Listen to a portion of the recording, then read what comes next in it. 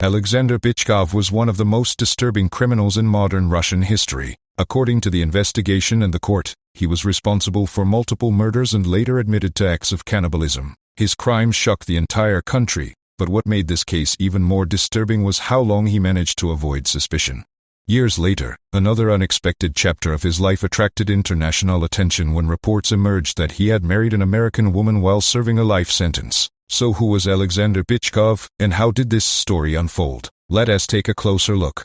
Alexander Bychkov was born in the town of Belinsky in the Penza region of Russia. From an early age, people who knew him described him as quiet, withdrawn, and socially isolated. He rarely attracted attention and lived an ordinary life on the surface. Nothing about his daily routine suggested that investigators would one day connect his name to one of the most disturbing criminal cases in the country's recent history.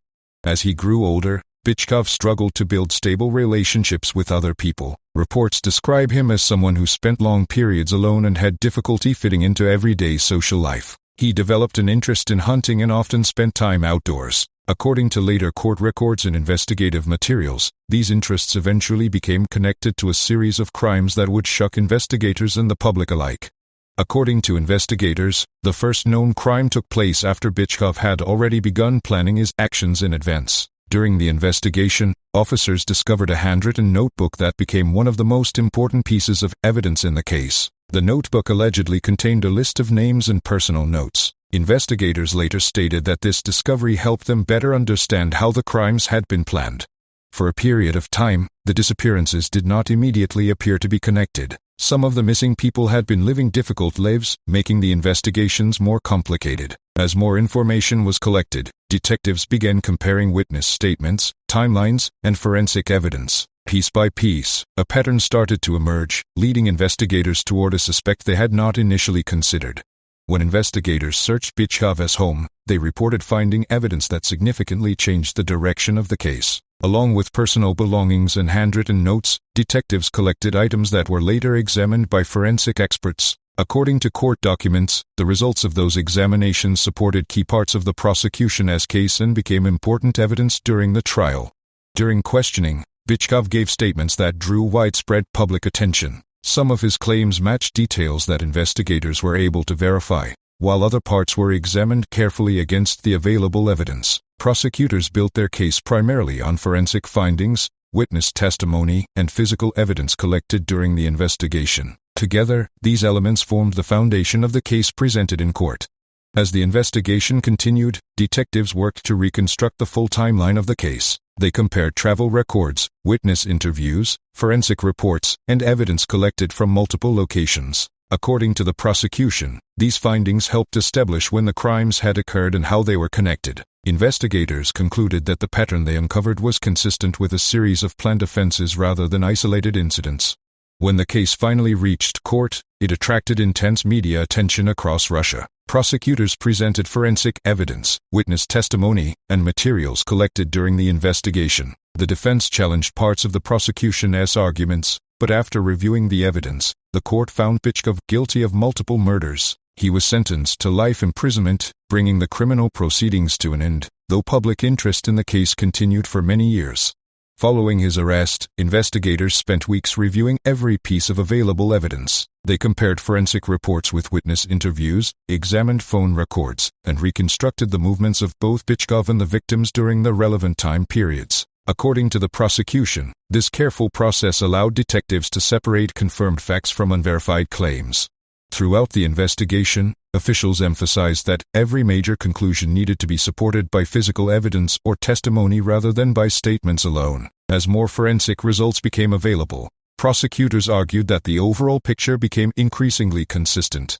The investigation gradually developed into one of the most closely examined criminal cases in the region, drawing attention from national media, legal experts, and members of the public who closely followed each new development.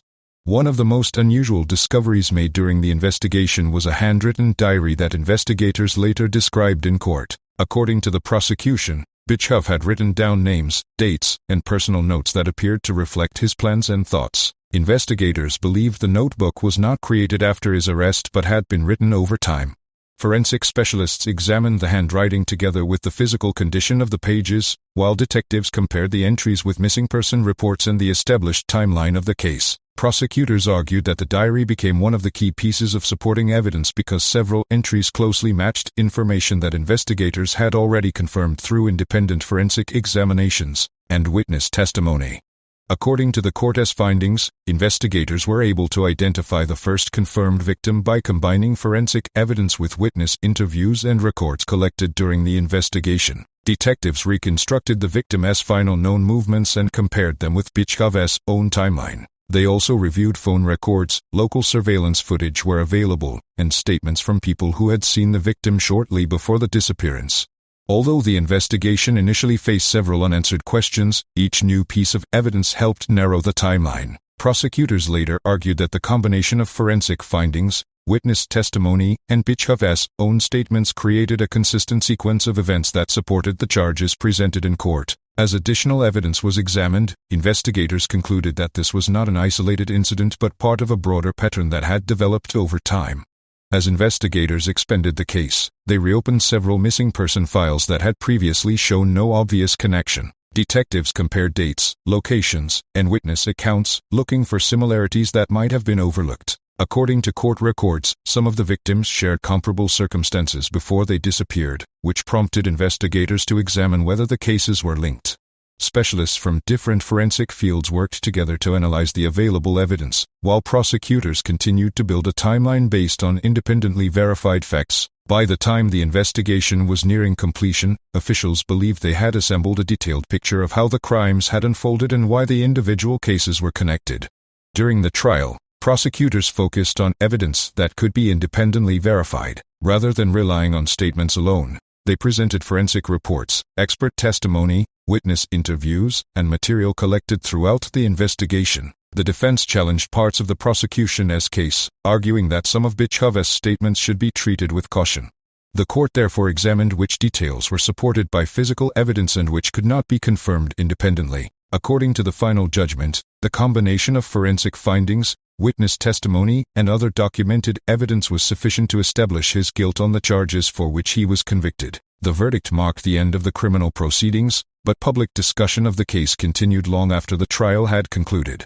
After the sentence was announced, the case continued to attract widespread public attention. Journalists, criminologists, and legal experts examined the investigation in an attempt to understand how the crimes had gone undetected for so long. Many discussions focused on the investigative process itself, including how separate missing person reports were eventually connected into a single case.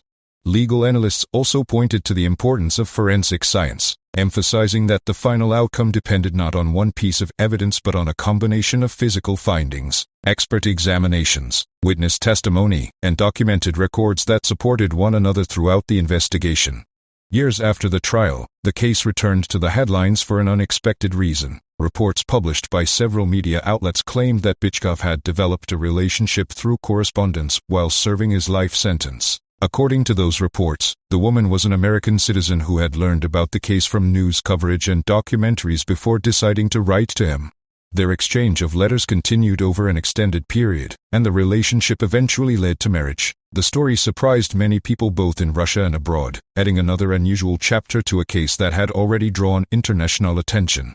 Because prison regulations and personal privacy limit the amount of publicly available information, many details about their relationship have never been officially confirmed, but the marriage itself has been widely reported by multiple news organizations.